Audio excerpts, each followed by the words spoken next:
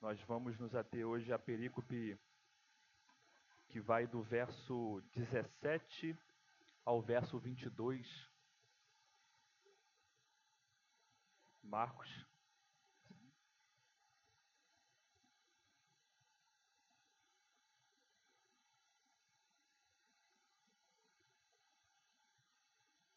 Antes de nós adentrarmos ao texto da perícope de hoje, de Marcos capítulo 17, é importante nós recapitularmos aquilo que nós vimos até aqui, que foi a questão do divórcio e a questão das crianças, que foi exposta aqui pelo...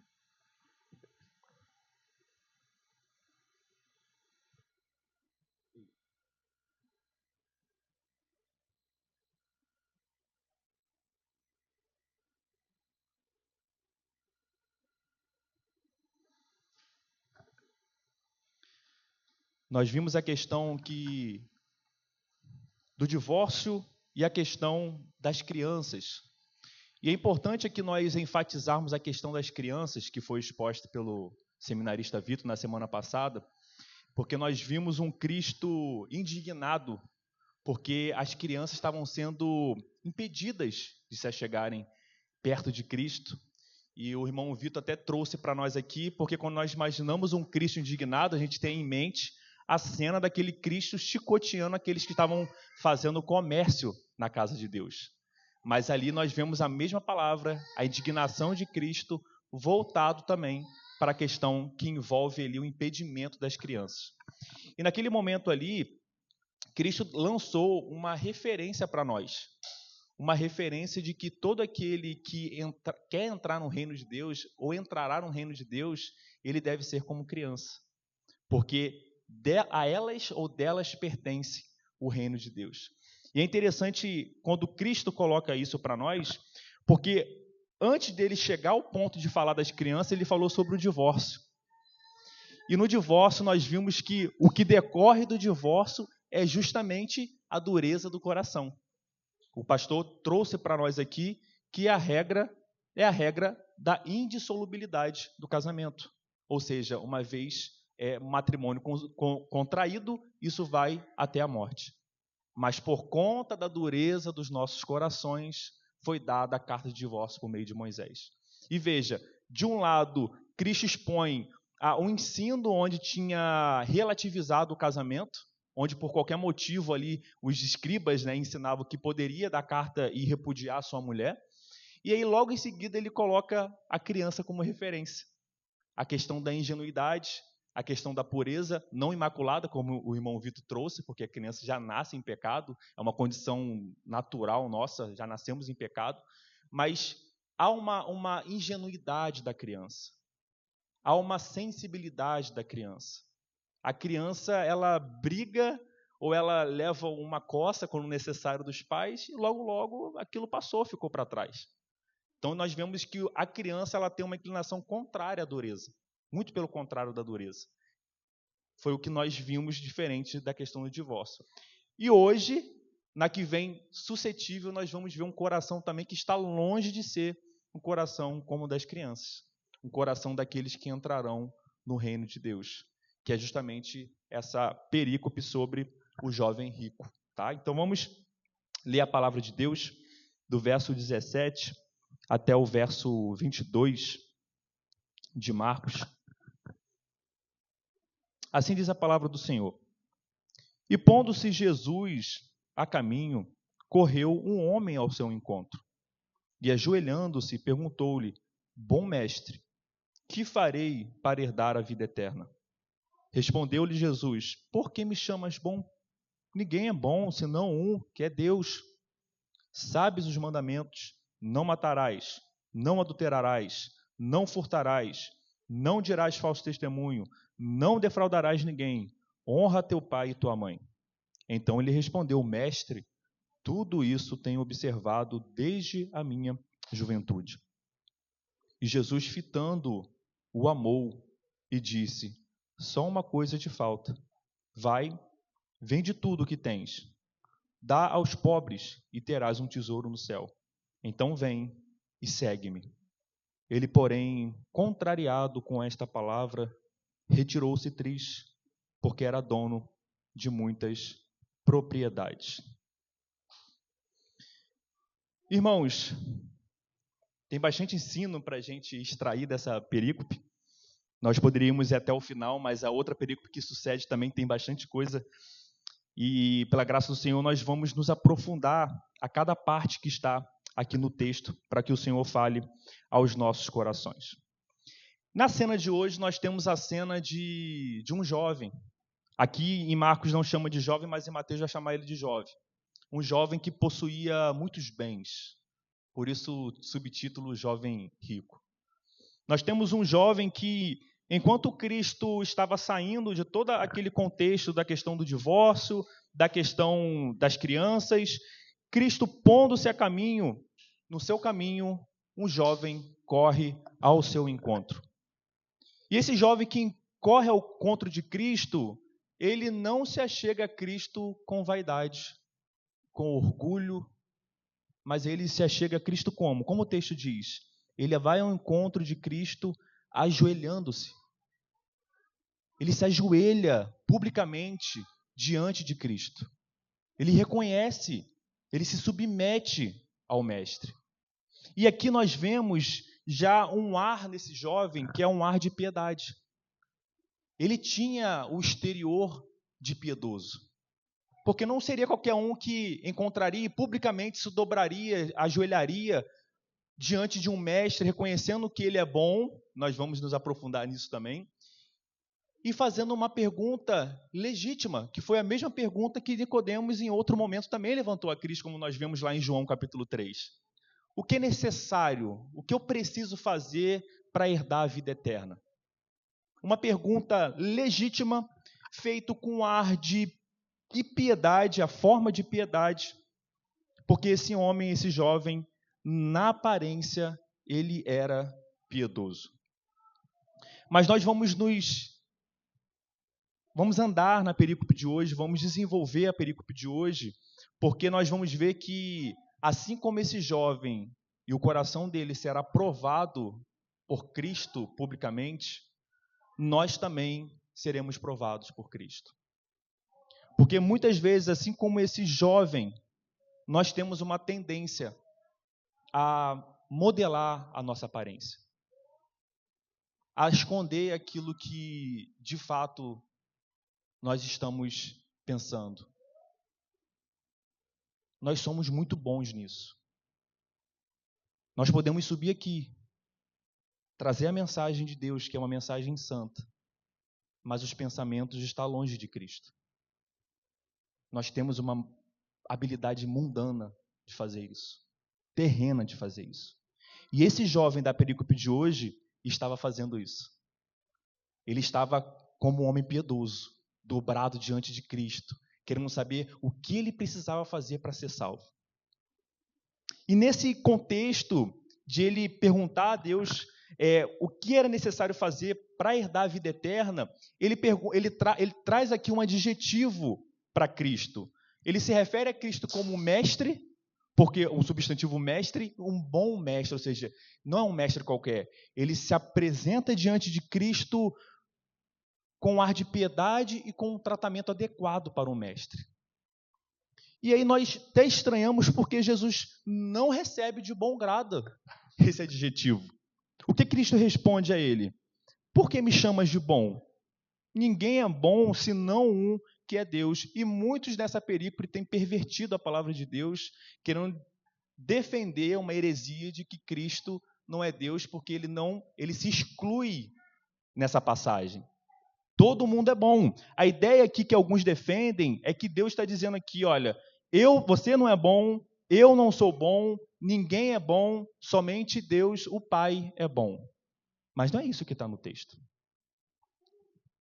Cristo não está falando que ele não está bom, que ele não é bom. Ele está falando que Deus é bom.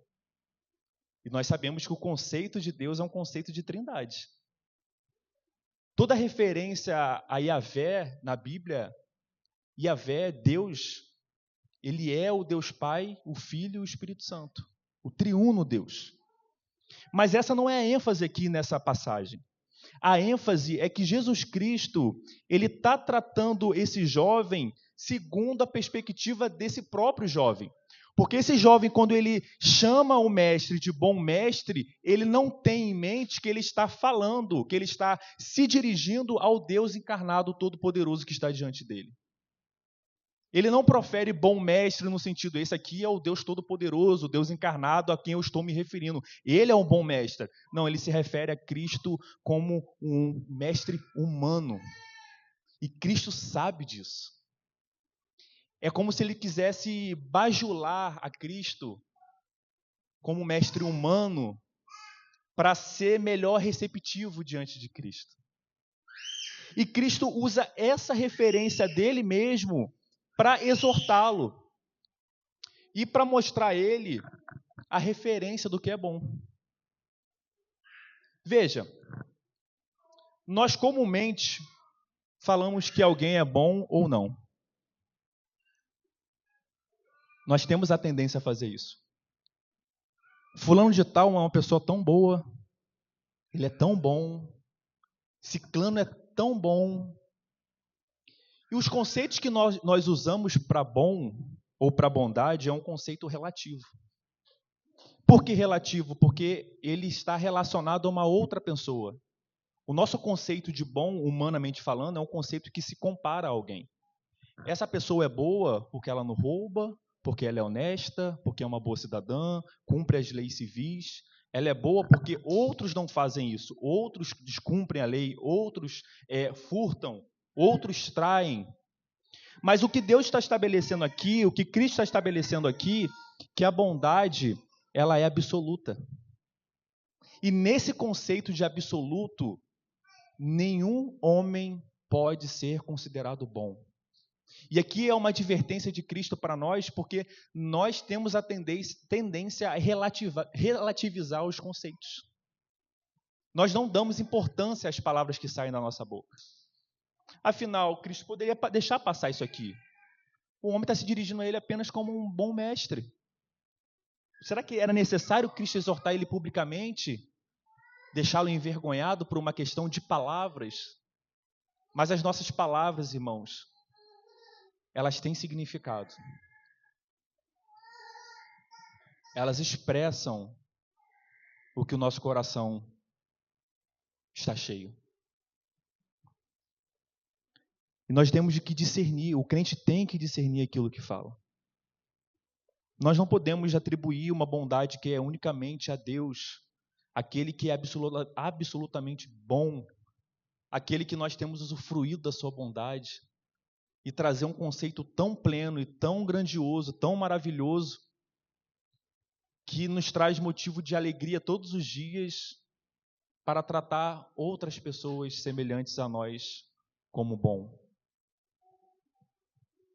Nesse conceito, somente Deus é bom.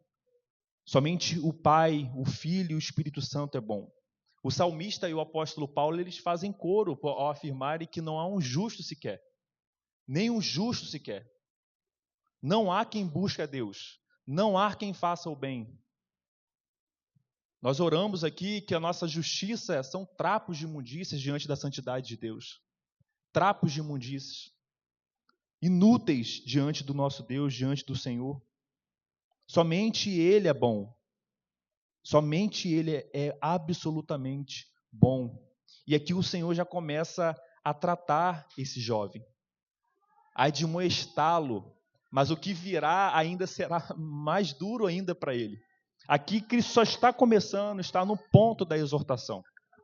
E aí depois de Cristo repreendê-lo sobre o tratamento que ele se dirige, de que bom, somente um, que é Deus, somente o Pai, o Filho e o Espírito Santo que são bons,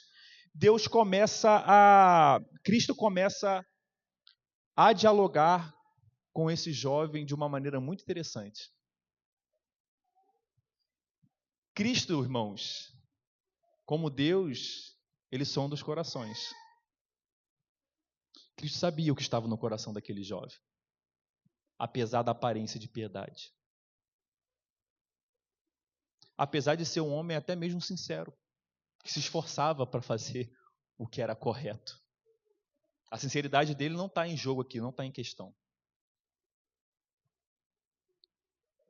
E como que Cristo começa essa conversa para responder esse jovem sobre a questão de herdar o reino dos céus? Deus responde como ele respondeu a Nicodemos, que é necessário nascer de novo? Essa é a resposta que Deus dá? Não, de Cristo dá? Não é. Cristo não inicia com uma pergunta. Ele começa conversando com ele sobre os mandamentos, sobre a lei de Deus. E Cristo começa a expor esses mandamentos. Sabes os mandamentos? Veja que isso aqui não é uma pergunta. Deus não está perguntando o que ele sabe. É uma afirmativa, ele conhece. Cristo está falando, sabes os mandamentos? Não matarás, não adulterarás, não furtarás, não dirás falso testemunho, não defraudarás ninguém, honra teu pai e a tua mãe. Cristo começa expondo a lei. O coração desse jovem está sendo exposto primeiro à lei. E é diante da lei que o coração dele vai ser descortinado. Porque ele se apresenta diante de Cristo com uma aparência de piedade, mas apesar da aparência de piedade, nós vamos verificar aqui que o coração dele estava cheio de idolatria e longe de cumprir a lei de Deus. Será mesmo que esse homem observava todos esses mandamentos? Quando nós vamos lá no Sermão do Monte, onde o Senhor nos instrui sobre o significado muito mais profundo da Santa Lei, que tinha sido deturpado pelos antigos, principalmente pelos fariseus, que tinham diminuído o rigor da lei para que eles pudessem se mostrar como observadores perfeitos da lei de Deus. Será que esse homem, esse jovem, nunca odiou ninguém no coração? Ele nunca odiou ninguém em seu coração? Será que esse jovem nunca cobiçou, nunca olhou com olhares impuros a mulher que não era sua? Será que esse jovem não furtou jamais? Não furtou tempo? Não furtou outras questões? Será que esse jovem jamais defraudou ninguém? E aqui, isso aqui está em Deuteronômio, como sinônimo também de furto, mas aqui numa ideia de conter, de segurar aquilo que pertence ao próximo.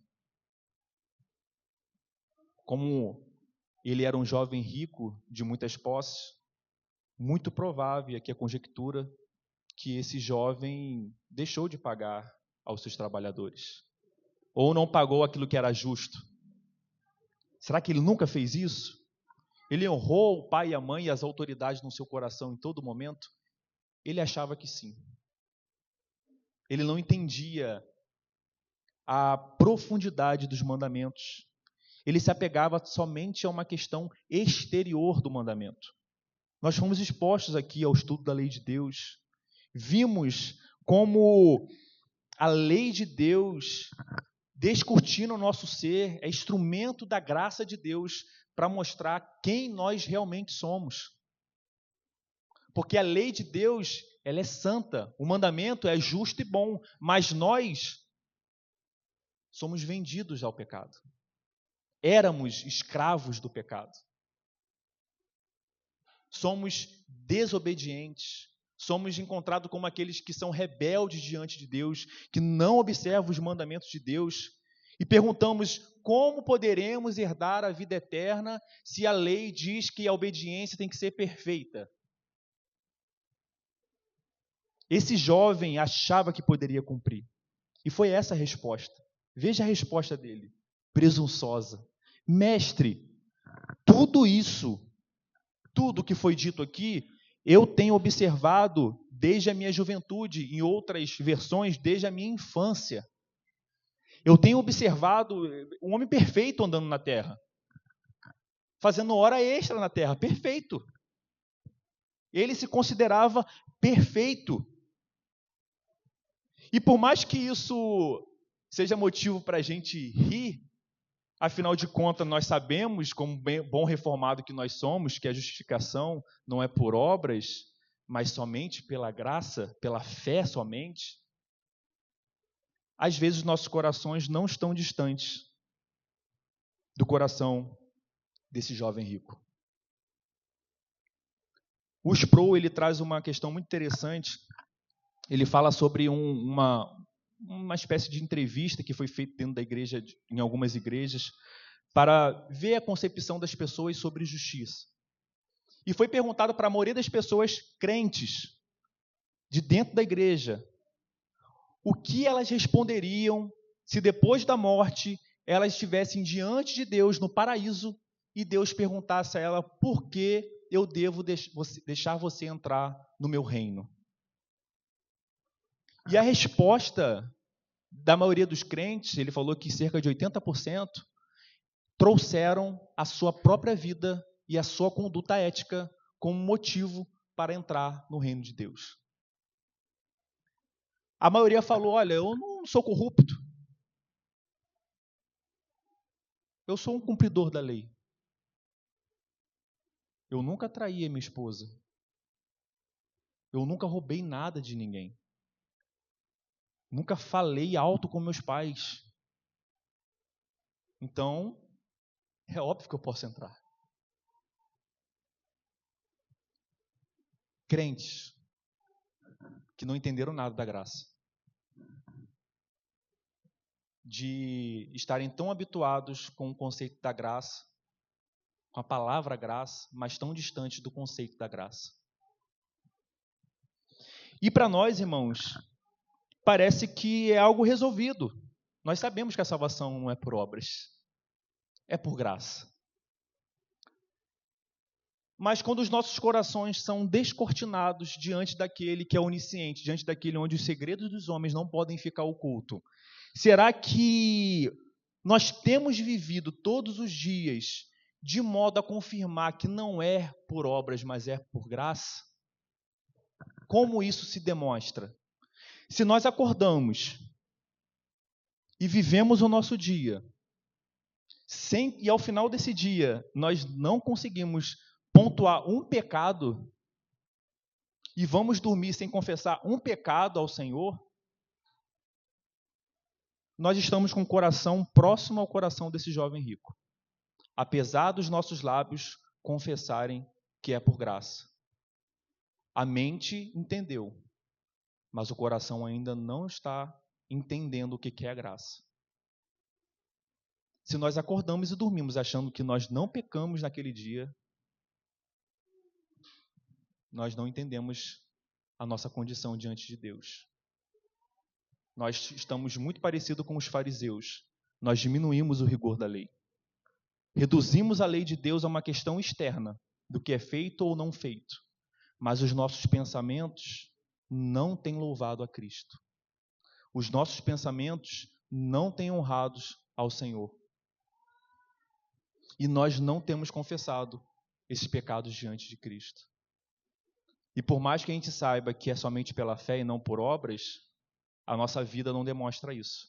Demonstra que nós somos bons, que nós não temos um pecado para confessar diante de Cristo. Quando nós vamos à palavra, irmãos, nós temos a tendência a sempre terceirizar o que a palavra está dizendo e com quem ela fala. Nós, quando lemos a palavra de Deus, somos os primeiros destinatários do Espírito para tratar o coração. Porque ao ler, nós falamos do jovem. É uma questão pro jovem rico.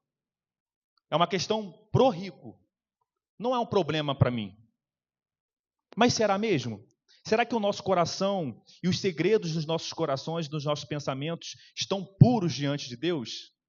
Eu lembro que um certo pastor disse na igreja que será que se o que passa nas nossas mentes, inclusive no culto ao Senhor, se fosse projetado aqui no retroprojetor, será que existiria alguém que continuaria no culto? Será que existiria qualquer um de nós que estaríamos limpos para continuar no culto depois das nossas vergonhas serem expostas? E ele falou isso e disse: a igreja esvaziaria. Não sobraria um. Não pode sobrar um, porque não há um justo sequer. opera em nós uma lei contrária à lei de Deus, a santa lei de Deus, que é a lei do pecado. Enquanto nós negligenciarmos essa operação dos nossos membros, que atua com muita força, nós vamos estar diminuindo a graça de Cristo, diminuindo a necessidade diária do Evangelho. E Cristo segue. Esse jovem não sabe ainda, mas ele já foi descortinado. Ele já mostrou que ele se acha um homem justo, que ele se acha um merecedor. Mas é interessante porque esse homem que se acha um cumpridor da lei é o mesmo que sente que está faltando alguma coisa. Porque, veja, ele se diz um cumpridor e tem observado tudo desde a infância, mas ele está perguntando a Cristo, o que eu preciso fazer a mais para ser salvo? A consciência dele sabe que ele não cumpre a lei. Paulo fala isso, a lei inscrita na consciência de todos os homens acusa quando ele faz o que é errado e louva quando ele faz o que é certo. Aquele jovem que se achava justo, a consciência dele estava falando que faltava mais alguma coisa para ele entrar no reino de Deus. Faltava mais alguma coisa. E nós vamos ver o que era. Porque Jesus, verso 21, fitando, ou seja, olhando para ele, o que o texto vai dizer antes de Cristo exortá-lo? O texto vai dizer que Jesus o amou.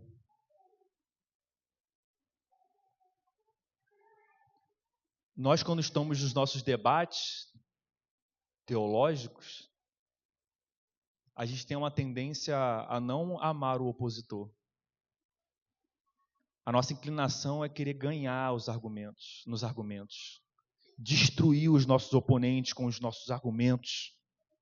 Mas veja, antes de Cristo tratar ele, Cristo vai falar, o texto vai dizer que Cristo o amou.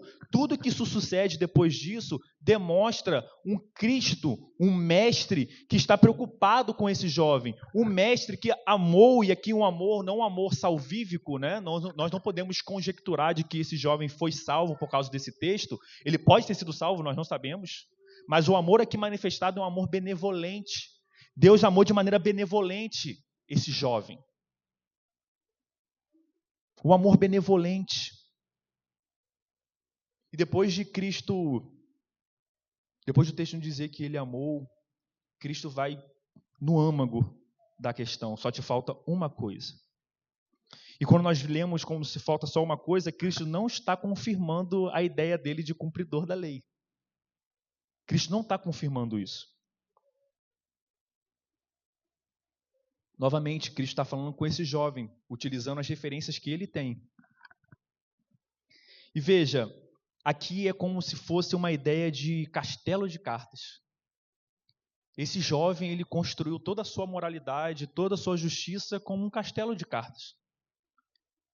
E Cristo, ao invés de tocar todos os mandamentos, demonstrando, porque Cristo fez isso lá em Mateus capítulo 6, no Sermão do Monte, ele trouxe que ninguém pode observar a lei.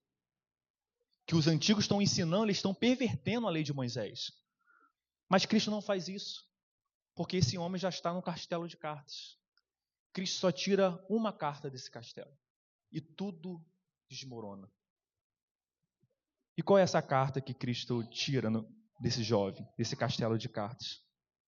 É o problema da riqueza. Cristo expõe um ídolo. Ele prova esse homem publicamente. E é interessante que ele se achou cumpridor de muitos mandamentos, mas ele estava quebrando o primeiro, o maior e o principal mandamento. Não terás outros deuses além de mim. O primeiro mandamento. E é como um jogo de cartas, como um castelo de cartas. Como o texto diz, se nós incorremos em pecado contra um mandamento, nós quebramos todos os mandamentos. Quem quebra o primeiro, quebra todos os mandamentos. Porque todos os mandamentos dependem do nosso amor por Deus. É impossível amar o próximo. É impossível honrarmos os nossos pais, como devem ser honrados. Viveu uma vida de fidelidade ao Senhor, não dizendo mentiras, não cobiçando. É impossível, irmãos, se nós antes não amamos a Deus. Esse jovem, ele foi provado. E depois que o Senhor provou o coração desse jovem, e qual foi a prova? Vai, vende tudo o que tens, dá aos pobres, e terás um tesouro no céu. Então, não somente isso, vem e segue-me. Lembra que Cristo já falou? Quem quiser a salvação, negue-se a si mesmo, tome a sua cruz e me siga. A cruz para esse jovem em específico era negar suas riquezas, que era onde seu coração estava. E o que acontece? Quando esse jovem tem que escolher entre Cristo e as suas posses, o que ele faz? Ele fica contrariado. Provavelmente eu não... Imagina esse jovem, provavelmente, se eu for em qualquer mestre fariseu, eles não vão falar isso para mim, eles não vão me ensinar isso. Se eu procurar até os saduceus, eles não vão me ensinar isso, porque eu tenho que abandonar as minhas riquezas. Ele está contrariado, ele está indignado com esse peso que esse bom mestre que ele tinha falado estava colocando sobre ele, expondo ele publicamente. E o texto vai dizer que ele se retirou triste. Ele chegou nessa cena com um ar de piedade diante de Deus, se ajoelhou diante de Cristo, se dirigiu a Cristo como um bom mestre, como se quisesse honrar e reconhecendo que de fato ele não era somente um mestre, mas ele que era um bom mestre. Ele se apresentou como um homem que cumpre a lei de Deus, justo diante do Senhor, não faltava nada. E ao final ele se entristece, porque esse castelo de cartas rui publicamente. E ele é demonstrado e exposto não como um piedoso, mas como um avarento que amava as riquezas acima de Deus. Ele era um avarento, e isso ficou público. O que ele escondia no seu coração, com uma aparência de piedade, Cristo descortinou e todos viram que ali andava um homem que amava o seu dinheiro. Um homem avarento.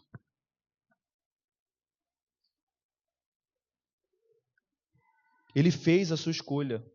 Ele abandonou Cristo e partiu para manter as suas riquezas. E para nós, irmãos, pode parecer que o âmago da questão aqui na perícope de hoje é o problema da riqueza. Nós podemos tratar aqui como o que nós aprendemos aqui, não devemos amar o dinheiro. Eu não tenho grandes ambições. Estou contente com o que Deus me deu. Logo, esse texto não é para mim. Eu não amo as riquezas. Não sou rico, então eu me excluo. Não é para mim. É para quem é rico. É uma luta para quem é rico ou para quem almeja ser rico. Quem ama o dinheiro. Mas será que é isso que Cristo está tratando com esse jovem? Porque, de fato, o dinheiro era o ídolo desse jovem. Mas o âmago da questão não é a riqueza. O âmago da questão é a idolatria. A idolatria é o âmago do que Cristo está expondo. Cristo não está defendendo uma ideia de voto de pobreza, de que só se entrará no reino de Deus quem vender as suas posses e viver pobre. Vender tudo e ir para o monastério e viver lá. Esse que entra no reino. Não é isso que Deus está ensinando. Não é isso que Cristo ensina, porque nós já fomos expostos dos ricos que servem ao Senhor. O problema não é a riqueza, o problema é o amor ao dinheiro. E o problema desse jovem que nós estamos vendo aqui, o ídolo dele eram as suas posses, era o dinheiro, era mamon. Mas o fato dele ter esse problema, que pode não ser talvez o nosso, ou pode ser, só Deus são dos corações. Nós podemos ter um ar de piedade, mas o nosso coração busca a riqueza e quer prosperar, e quer ser rico, quer ser poderoso, nós não sabemos. Mas até se esse não for um problema nosso, um problema, meus irmãos, é certo, todos nós lutamos contra a idolatria. Existem ídolos dentro do nosso coração. Agostinho de Hipona, ele trabalha um termo muito interessante em latim, que é ordo amoris. E Agostinho nos ensina que todo homem, existe uma ordem de amor. Os amores, eles têm que estar numa ordem que Deus estabeleceu. Nós fomos criados para amar, mas esse amar, existe uma ordem estabelecida pelo Criador de como nós devemos amar. Nós não somos livres para amar como nós queremos. Deus estabeleceu uma ordem de amores, e dentro dessa ordem, dentro dessa pirâmide estabelecida por Deus, o amor a Deus vem em primeiro lugar, em primeira ordem. Cristo, lá em Mateus, quando ele falou sobre os mandamentos, o que ele diz? Qual é o resumo do mandamento? Amarás o Senhor teu Deus de todo o teu coração, de toda a tua alma, de todo o teu entendimento. Este é o grande e o primeiro mandamento. Será que qualquer um de nós podemos afirmar hoje que nós temos amado ao Senhor com todo o nosso coração, com toda a nossa alma e com todo o nosso entendimento? A nossa semana, de segunda a sábado, ou de segunda a segunda, incluindo domingo, dia do Senhor, será que reflete crentes que têm amado o Senhor com toda a sua força, com todo o seu ser, com toda a sua alma?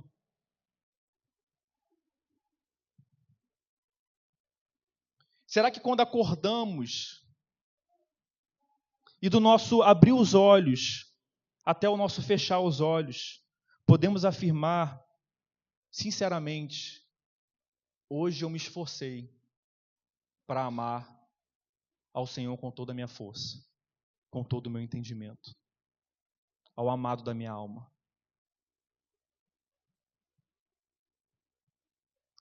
Irmãos, nós somos encontrados todos os dias com os nossos amores desordenados. Nós temos amado muito, mas os nossos amores estão sendo destinados de maneira desordenada. Nós não temos amado a Deus acima de todas as coisas. Um simples entretenimento já rouba esse amor que nós falamos que temos por Deus. Será que na disputa entre o nosso descanso e Deus, o amor a Deus ganha? Será que na disputa entre o entretenimento e amar a Deus, o amar a Deus tem ganhado? Será que na disputa entre utilizar os meus recursos financeiros para meu próprio prazer e gastar cada vez mais comigo mesmo, demonstra que o amor de Deus ganha? Eu tenho usado os meus recursos financeiros para glorificar a Deus ou é só para os meus prazeres? Quanto mais eu ganho, mais eu consigo gastar para os meus próprios prazeres. Irmãos, todos os dias nós somos surrados pelos nossos ídolos. E enquanto nós não reconhecemos numa confissão sincera, diante de Cristo, diante do Santo Espírito, que ídolos estão dominando o nosso coração, e que de fato nós estamos longe de amar a Deus, de sermos gratos a esse Deus que nos salvou, a esse Deus que nos lavou do nosso pecado, que purificou a nossa alma, que tem nos dado todos os dias muito mais do que nós merecemos, apesar de nós não amarmos Ele como deveríamos amar. Ele continua fiel, Ele continua nos amando, Ele continua nos constrangendo com o seu amor. Que a nossa oração, irmãos, não seja uma oração olhando para o jovem rico como um problema do jovem rico, mas que nós venhamos a olhar para Cristo e confessar a Ele os nossos pecados, confessar ao nosso Senhor porque nós não temos honrado Ele como Ele deve ser honrado. E Ele sabe que os nossos corações estão longe dEle durante a semana.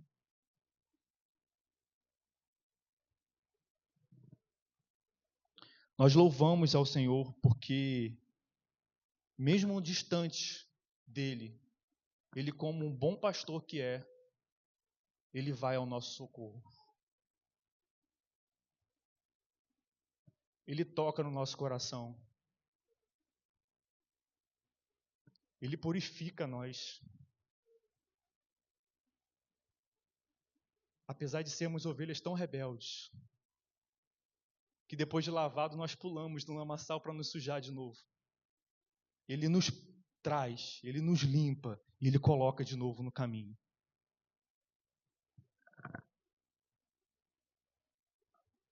E a pergunta que esse jovem levantou, o que é necessário fazer para entrar no reino desse Deus? A resposta está aqui, irmãos. Amar a Ele de todo o nosso coração, de toda a nossa força, de todo o nosso entendimento e clamar a Ele para que Ele nos ajude a ordenar esses amores que nós temos, de maneira que amar a Ele esteja acima de todas as coisas e amar o nosso próximo e amar a nós mesmos seja decorrência desse amor puro e maravilhoso que nós devemos nutrir para com o nosso Deus. Como Cristo disse, não é possível servir a dois senhores, porque nós iremos aborrecer um e amar ao outro, ou nos devotaremos a um e desprezaremos ao outro. Não podemos servir a dois senhores. Se qualquer coisa durante a semana tem disputado a nossa atenção que deve voltar para o Senhor, para outras coisas de maneira constante, nós não estamos servindo a dois, nós estamos servindo a um já. Não é o Deus verdadeiro.